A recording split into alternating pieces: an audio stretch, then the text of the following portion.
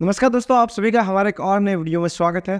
दोस्तों, PTET, BSTC और CET के लिए बिल्कुल फ्री में पढ़ रहे थे। हमने फ्री क्लासेस शुरू की थी, उसकी 7 क्लासेस हो चुकी है और 7 क्लास में हमने एक पूरा का पूरा जो रीजनिंग का टॉपिक है वह हमने पूरा किया है। ठीक है, हमने ब्लड रिलेशन पूरा का पूरा पढ़ लिया है। आपने वो क्लास नहीं देखी तो आप देख लेवे, आपको अलग से प्लेलिस्ट भी मिल जाएगी पीटीईटी, बीएसटीसी और सीईटी 2024 फ्री बैच के नाम से। आज हम नया टॉपिक शुरू कर रहे हैं। रीजनिंग हमने सबसे पहले पढ़ना शुरू किया था, मैं आपको रीजनिंग पढ़ा रहा हूँ। तो आज रीजनिंग का एक नया टॉपिक दिशा और दूरी, डायरेक्शन एंड डिस्टेंस चालू कर रहे हैं। तो इस वीडियो में हम सबसे पहले कुछ बेसिक जानेंगे ताकि आगे जब आप सवाल हल करो तो आपको कोई भी समस्या ना आए। ठीक है, हमारे इस चैनल पर राजस्थान इतिहास, राजस्थान जीके की क्लास शुरू हो चुकी है, तो आप उन क्लासों को भी जरूर देखिए। आपको मैम जीके काफ़ी अच्छे से पढ़ा रहे हैं। ठीक है, मैं रीजनिंग पढ़ा रहा हूँ। सबसे पहले दिशा और दूरी को हम देखते हैं। तो इसमें हम देखेंगे कि दिशा कितनी होती है, दिशा और दूरी के सवाल कैसे आते हैं, और इसमें काफ़ी सारे घुमाकर और ट्रिकी सवाल भी होते हैं। ठीक है, कई बार दिशा नहीं बताई जाती, सूरज के आधार पर अपन को दिशा निकालनी पड़ती है, परछाई भी पूछी जाती है। तो दिशा के सवाल किस प्रकार से आते हैं, जैसे कोई पॉइंट है, वहाँ से कोई इंसान चलना शुरू करता है, इस प्रकार चला, फिर इस तरफ मुड़ा, फिर इस तरफ चला, फिर इस तरफ मुड़ा, फिर वापस चला, फिर इस तरफ चला। तो ऐसे भी सवाल पूछते हैं कि इसका मुंह किस दिशा में है, या अपने जो शुरुआती स्थान से वो किस दिशा में है। तो यहाँ पर दिशाओं का ज्ञान होना भी जरूरी है। अब दूरी के सवाल इस प्रकार से आते हैं कि वो यहाँ से चला, अब इतना आया। तो इस पर ऐसे सवाल पूछता है कि उसने कुल कितनी दूरी तय की, मिनिमम दूरी कितनी है, अधिकतम दूरी कितनी है। तो इस प्रकार के सवाल भी पूछे जाते हैं। ठीक है, तो सबसे पहले हम दिशाओं के बारे में जानेंगे कि दिशाएं कितनी होती है। ठीक है, और हाँ, दूरी में अपन देखो, यहाँ पर दूरी ऐसे तो निकालने आसान है, लेकिन जब मिनिमम दूरी पूछी जाती है तो यहाँ पर अपन को एक पाइथागोरस प्रमेय लगाकर दूरी निकालनी जाती है, तो वो भी हम जानेंगे। ठीक है, तो पहले दिशाओं को देखते हैं। तो जो मुख्य दिशाएं होती है वो 4 दिशाएं होती हैं। ऊपर नॉर्थ, जिन्हें उत्तर दिशा भी कहते हैं, जिसे उत्तर दिशा। नीचे साउथ या दक्षिण। अब यहाँ पर पूर्व दिशा या फिर ईस्ट, यहाँ पर पश्चिम या वेस्ट। ये जो 4 दिशाएं हैं वो मेन दिशाएं हैं। ठीक है, और हाँ, ऊपर और नीचे ये भी दिशाएं होती हैं, लेकिन 4 दिशाएं मेन है।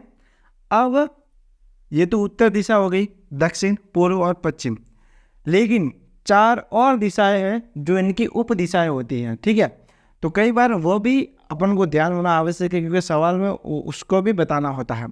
तो ये जो इन दोनों के बीच की जो दिशाएं होती हैं, इस दिशा को, ये जो क्षेत्र होता है, इस दिशा को कहते हैं उत्तर पूर्व दिशा, NE, या उत्तर पूर्व दिशा।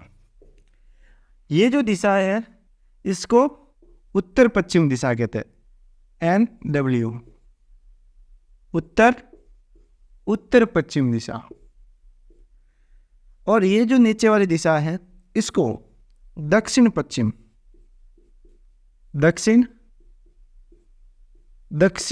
दिशा, इससे आप SW भी कह सकते हैं। अब ये जो दिशाएं होती है इसको दक्षिण पूर्व दिशा कहते हैं। ठीक है, दक्षिण पूर्व दिशा। ये जो दिशाएं होती है टोटल 4 मेन दिशाएं, और उसकी उप दिशाएं होती हैं जो 4 होती है, टोटल 8 दिशाएं होती हैं। अब दिशाओं का तो हमने देख लिया। अब कई बार ऐसे दिशाएं बताई जाती हैं जो पूर्व में वगैरह, लेकिन यहाँ पर एक सवाल इस प्रकार से भी पूछा जाता है कि सुबह के समय वह घर से चला, सूरज की दिशा में चला, सूरज के विपरीत दिशा में चला। तो अपन को सूरज की जो स्थिति होती है उसका भी अपन को ध्यान होना आवश्यक है। तो जो सुबह का टाइम होता है, जब सूर्य उदय होता है, उस टाइम सूरज किस दिशा में होता है, तो पूर्व दिशा में होता है, ठीक है। सूर्य उदय पूर्व दिशा, और सूर्य अस्त कब होता है? अस्त पश्चिम दिशा में, पश्चिम दिशा में, ठीक है।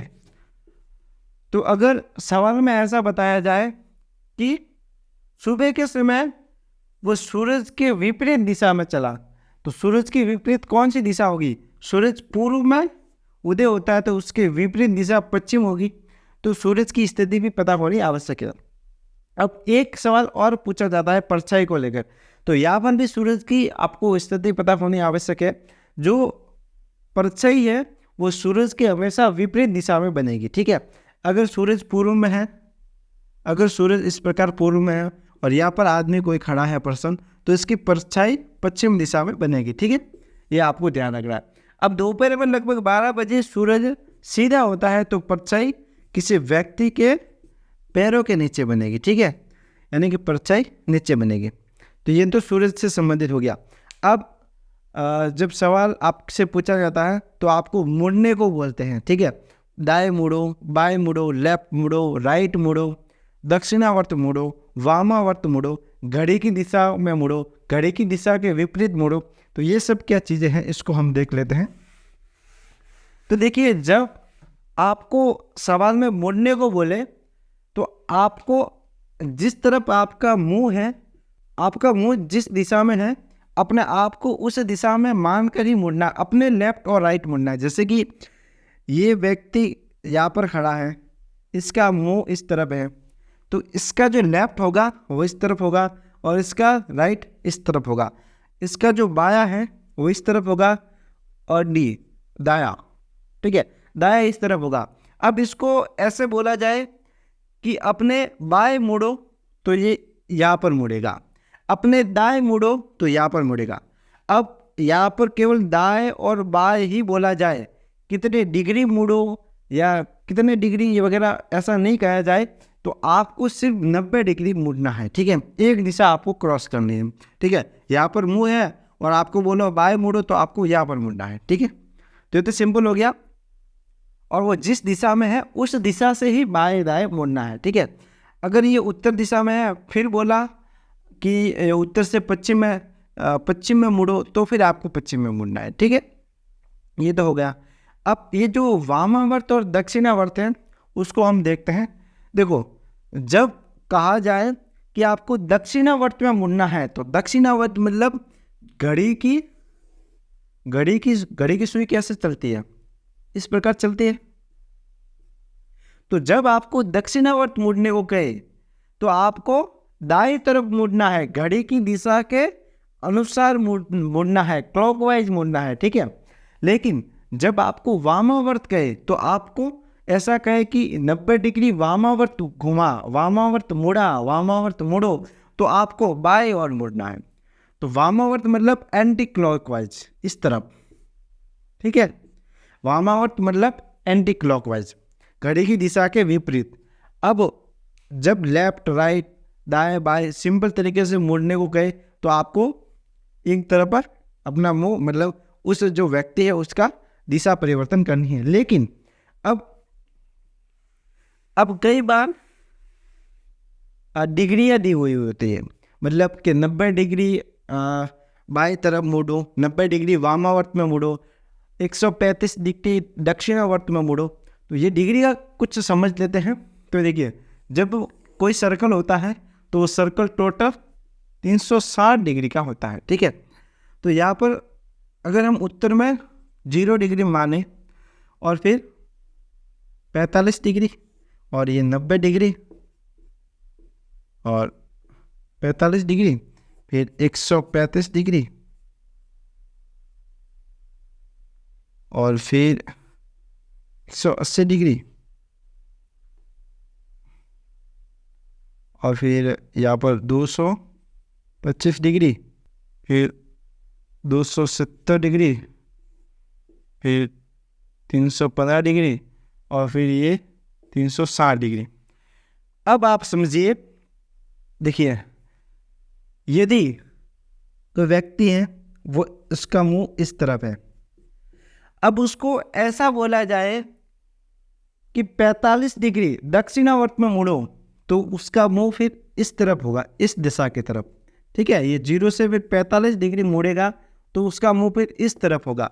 अब उसको कहा जाए कि 90 डिग्री वामावर्त में मुड़ो, तो इसका मुंह अगर इस तरफ है तो सीधे वो इस तरफ मुड़ेगा, 90 डिग्री घूमेगा। ये तो सिंपल हो गया, ठीक है।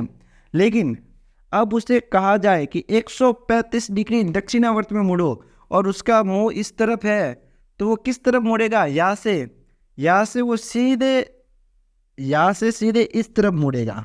ठीक है, मतलब उसका मुंह इस तरफ है, ठीक है, और ये ऐसे डिग्री है, समझो। और उसको कहा जाए कि 135 डिग्री दक्षिणावर्त में मुड़कर आप 10 किलोमीटर चलो, तो उसका मुंह इस तरफ है, तो वो सीधे 145 डिग्री इस तरफ मुड़ेगा और फिर 10 किलोमीटर चलेगा। ठीक है, तो ये हो गया डिग्री का। तो आपको समझ में आ गया कि दक्षिणावर्त मतलब इस तरफ क्लॉकवाइज मुड़ना है और वामावर्त का मतलब इस तरफ एंटी क्लॉकवाइज मुड़ना है। ठीक है, तो ये दिशाओं का हो गया। अब दूरी से कुछ सवाल आते हैं जिनमें दूरी पूछी जाती है, तो कई बार तो सिंपल वे में दूरी बता दी जाती है, लेकिन जैसे कुछ सवाल आ गया, उसने कहा कि कोई व्यक्ति है, कोई भी है, ठीक है, वो पश्चिम में 10 किलोमीटर चला, फिर वो अपने दाईं ओर मुड़ा। ठीक है, अपने दाईं ओर मुड़ा और फिर 10 किलोमीटर चला, सीधा चलेगा, ठीक है, टेढ़ा नहीं चलेगा। 10 किलोमीटर चला, किस ओर मुड़ा? अपने ये देखो मेरे हाथ है, मेरा मुंह इस तरफ है, तो अपने यहाँ पर बाएं और दाएं, अपने दाएं ओर मुड़ा। एक चीज़ मैं आपको और बता दूँ, जो भी कंफ्यूज होता है कि बायां किधर है दायां किधर है, तो अपने हाथ से ऐसे बना दो, यहाँ पर बी बनता है मतलब ये बायां है, ठीक है, और यहाँ पर ये डी बनता है मतलब दायां है। ये तो हो गया हिंदी में। अब लेफ्ट और राइट, ये आप ऐसे एल बना दो, ये एल बन रहा है मतलब ये लेफ्ट है, ठीक है, तो ये इस तरफ उसका मुंह है तो इसका लेफ्ट और ये राइट 10 चला। अब सवाल में अगर पूछा जाए कि व्यक्ति कितने किलोमीटर या कितने मीटर या कितना चला, तो आप 10 पूरा बता दोगे। ऐसे पूछा जाए कि अधिकतम कितना चला, तो भी आप बता दो। लेकिन जब पूछा जाए कि अपने शुरुआती बिंदु से वो अब न्यूनतम किस दूरी पर है, न्यूनतम दूरी कितनी है, तो आपको फिर ये निकालना पड़ता है, ये दूरी निकालनी पड़ती है।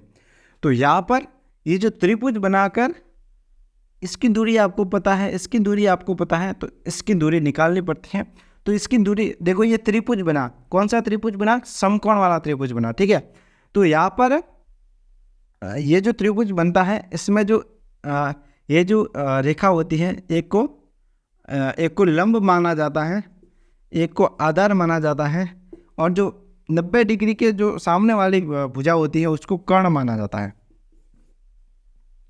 तो अगर दो दिशाएं पता होती है तो हम कर्ण, ये जो दूरी निकाल देंगे और फिर ये जो दूरी है अपन को पता चल जाएगी। तो इसको निकालने का सूत्र होता है कर्ण निकालने का, कर्ण स्क्वायर, इसको हम ए बी और सी देते, ठीक है। तो कर्ण का स्क्वायर बराबर लंब स्क्वायर प्लस आधार स्क्वायर। तो कर्ण कौन सा है? ए सी, तो ए सी स्क्वायर बराबर A B square B C square plus A B लिखो या पहले कोई भी लिखो, ठीक है। तो ये फॉर्मूला लगाकर हम ये दूरी निकाल देंगे और अपना सवाल आसानी से हल हो जाएगा, ठीक है। तो यही सब कॉन्सेप्ट था। अब आगे हम अलग अलग टाइप के सवाल देखेंगे। कुछ सवाल ऐसे होंगे जिनमें केवल दिशा का अपन को ज्ञान करना पड़ेगा, कुछ सवाल ऐसे होंगे जिनमें हमें दूरी बतानी पड़ेगी। हम दूरी और दिशा दोनों मिक्स में सवाल करेंगे। परछाई पर भी होगा, सूरज के अस्त और उदय होने को ध्यान में रखकर भी सवाल होंगे। अलग अलग टाइप के सभी प्रकार के हम सवाल देखेंगे। तो अगर आपने ये क्लास देख ली तो आगे आपको सवाल हल करने में किसी भी प्रकार की कोई भी समस्या नहीं आएगी। और हाँ, हमारे इस चैनल को सब्सक्राइब जरूर करें दोस्तों। हमारा जो प्रयास है वो आपके लिए है, तो आपका सहयोग भी हम थोड़ा बहुत चाहते हैं। तो चैनल को सब्सक्राइब करें और जो भी बच्चे तैयारी कर रहे हैं उनके साथ इस वीडियो को शेयर जरूर करें। और हमारे टेलीग्राम चैनल को ज्वाइन करें, लिंक आपको डिस्क्रिप्शन में मिल जाएगी। और जो बाकी क्लासेस है उनको भी जरूर देखिए, अपना एक प्यारा सा कमेंट छोड़िए और मिलते हैं दोस्तों नेक्स्ट क्लास में। अगली क्लास हमारी, इसमें हम प्रश्न उत्तर हल करेंगे अलग अलग टाइप के। धन्यवाद दोस्तों।